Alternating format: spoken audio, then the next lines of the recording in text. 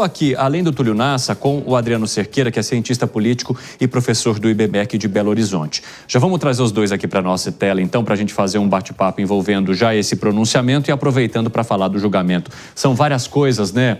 Adriano, seja muito bem-vindo mais uma vez. E já era esperado que o presidente da República fizesse essa defesa de ferramentas que são importantes para os brasileiros, como uma maneira também já de pensar politicamente para 2026. Mas eu quero entender se esse discurso ele pode colar da maneira que se espera para o governo federal e principalmente para o presidente Lula. Bem-vindo. Boa noite, Evandro. Boa noite, né? O audiência da Jovem Pan, né? O Túlio. É um prazer estar com vocês. O pronunciamento do Lula é um pronunciamento em cima da mesma toada, né? Ele está tentando trabalhar com essa ideia da soberania, que é um conceito complexo, né? Para o povão poder engolir, entender exatamente o que é isso. Desde que começou, né, o agravamento, sem dúvida, é a pior fase das relações diplomáticas entre o Brasil e Estados Unidos que a gente está vivendo agora, né, no governo Lula, mas desde que começou em julho, né, o agravamento dessas relação com a questão, né, de tarifaço e também, né, a aplicação de sanções, o governo tentou reagir, né, de certo modo peitando o governo Lula, né, ensaiando até um discurso meio anti-americano, em torno da soberania brasileira, esperando reconquistar o verde e amarelo, né, as cores nacionais. Mas foi tímida a reação por parte da população. Eu acho que o máximo que o Lula conseguiu com isso foi reaglutinar a base de esquerda e extrema esquerda em torno do seu governo, que gosta desse tipo de discurso, mas o que a gente está vendo nessa semana exatamente é um crescente isolamento no Congresso Nacional do governo, e uma dificuldade muito grande para fazer avançar a pauta do governo no Congresso. Então, esse discurso era esperado, né, mas até o momento não está colando, né, não está conseguindo pegar todo mundo, a não ser a base já esperada, né, que é essa base de esquerda, extrema esquerda, em torno do presidente Lula. Você concorda, Túlio Nassa? Eu concordo.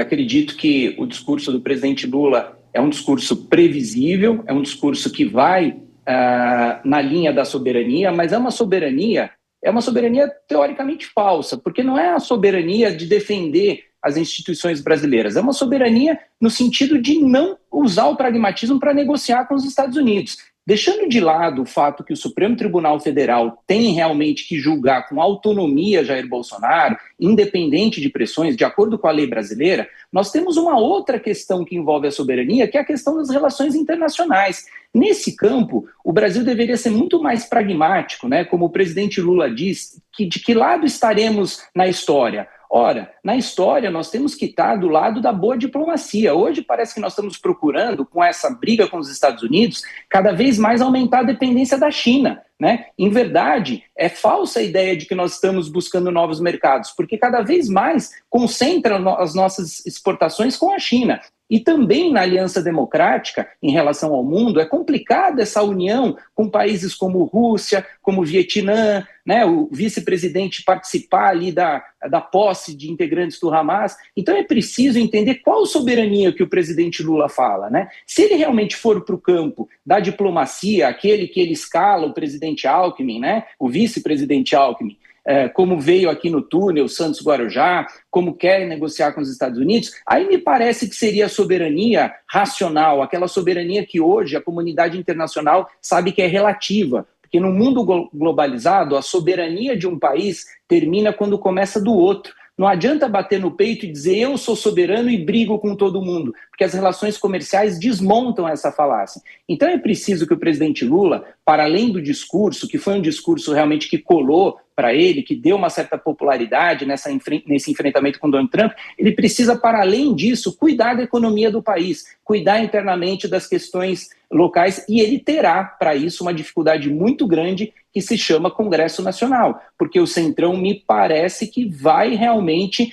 firmar o seu pé numa aliança com a direita. Então o presidente Lula tem aí períodos para frente difíceis. Vamos ver as cenas do próximo capítulo, até que ponto esse discurso da soberania do 7 de setembro vai ser um discurso que vai colar ou vai ser voo de galinha.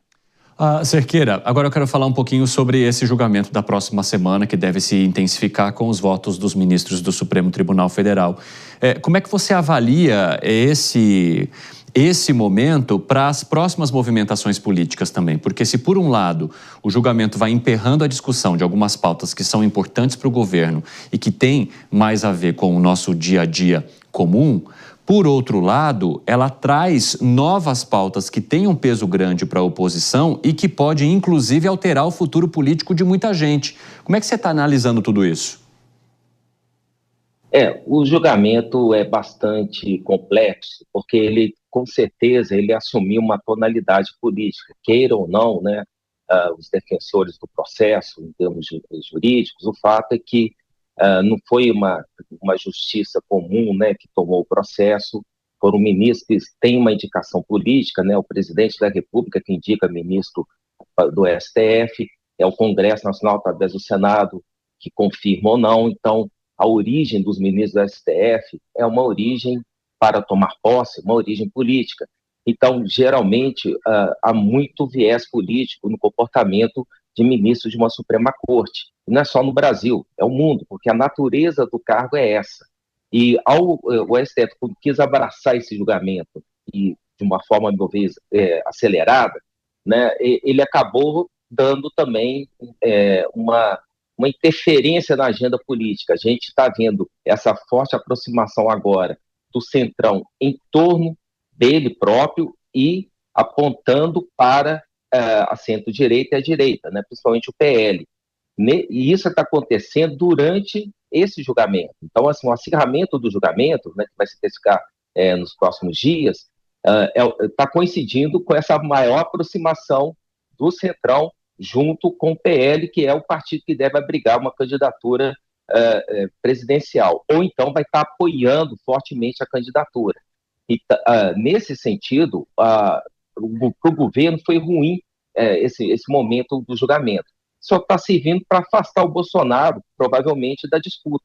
Só que eu acho que vai ser um custo político muito elevado.